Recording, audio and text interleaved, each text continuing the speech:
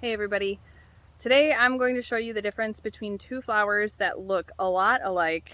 One of them is wild carrot, or Queen Anne's lace. I'm sure you've seen it a million times. Maybe you didn't know you could eat it, but it tastes fantastic. The greens are great in salads. The roots are similar to a carrot, just really skinny, kind of woody if they're older. You don't necessarily want to eat them, but if you needed to, you could. The other one is water hemlock, and it is extremely toxic, but it looks a lot alike. I really want to show you the differences so you don't make any mistakes that will end up haunting you or haunting whoever you're going to haunt when you die. So the first thing I want to show you is the water hemlock. I want you to be very familiar with it so you can tell the differences between the hemlock and the Queen Anne's lace or the wild carrot. This is where we are today. We've got a downed tree over where I normally hike through. I need to be very careful because these white flowers are the water hemlock. The toxins can come through your skin, so I don't want to touch these. I was careful to put boots on. Normally I just hike through here barefoot, but again, I don't want to touch the hemlock. Here we go. So here are the flowers of this water hemlock. You can see that they grow in an umbel shape. That means that there are a bunch of flowers clustered around a central circle. And you can see that these have distinct little flower clusters. Each of the flowers is very, very small. You can see compared to my fingernail, they're quite small. But they do have their own separate petals and little stamens.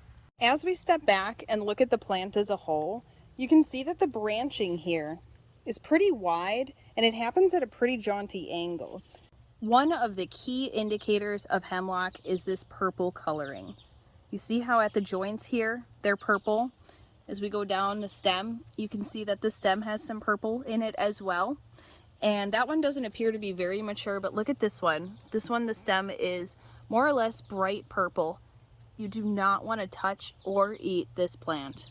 Now these are the leaves on water hemlock. They look pretty inconspicuous, to be honest. I thought that they looked a little bit like elderberry leaves, where they have the ovate shape and then they're toothed along the edges.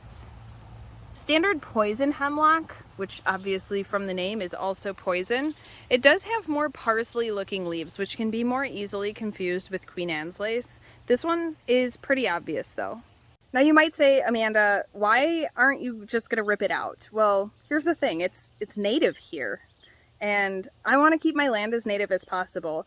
We're along a creek here. There's the creek. And this is normal to grow up by water. So I don't want to disrupt my habitat. I'm going to leave it here. I'm just going to be aware of it. I'm going to keep my dog from eating it. I'm going to keep me from eating it. And I'm just going to let it be nature. It really is very pretty. Let's go find some Queen Anne's lace. It grows in a different place. Okay, here's one that's all by itself, so it's pretty easy to see.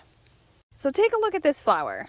The first thing you'll probably notice is it's not nearly as sparse. It still exists in these little umbels, and you can see that each of these does have its own little flower cluster, but it's a lot more filled in. The flowers are still very tiny and honestly look very similar when you look at them independently.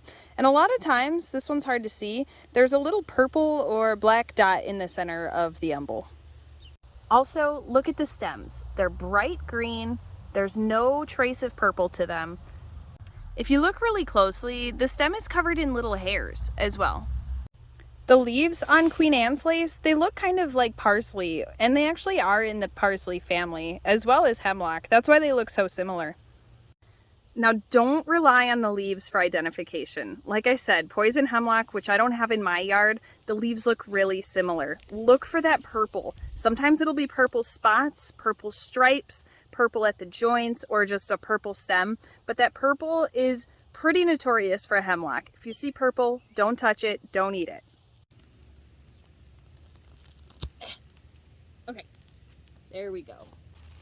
This is wild carrot, obviously pretty dirty, but you can see it's got this really lofty stem and just this deep taproot. Give it a smell. You're going to be surprised that it smells really just like a carrot from the store. It is white in color. Ooh, this one's got a nice little grub living in it. I think I'll chew on this side. But if you give it a little taste, it tastes a lot like carrot from the store. This one's really woody because it's really big. You want to try and get these when they're a lot smaller. It's not just the roots that are edible on wild carrot.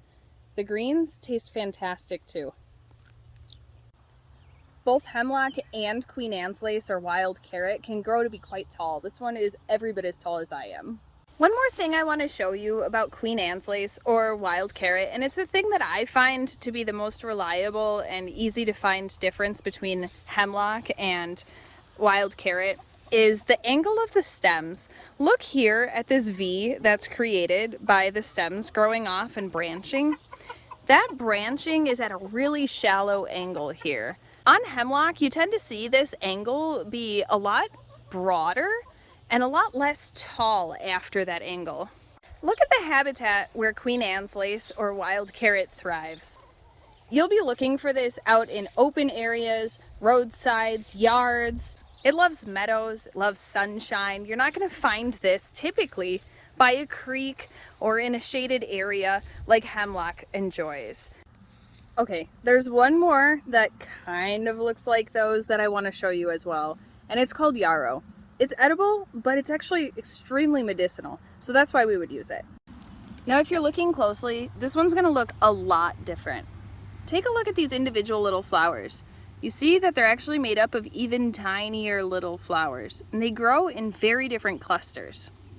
The leaves of Yarrow look different too. They kind of have that dill or parsley look to them, but they're a lot more frilly, a lot more detailed. Generally, they're just a lot smaller in stature.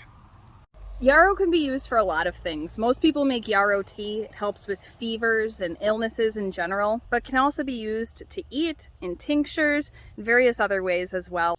I hope you're more comfortable picking out wild carrot and yarrow and making sure that you're not eating hemlock now. It's definitely my goal to be able to get people into foraging, to make sure that you feel safe and comfortable in foraging the things you do find.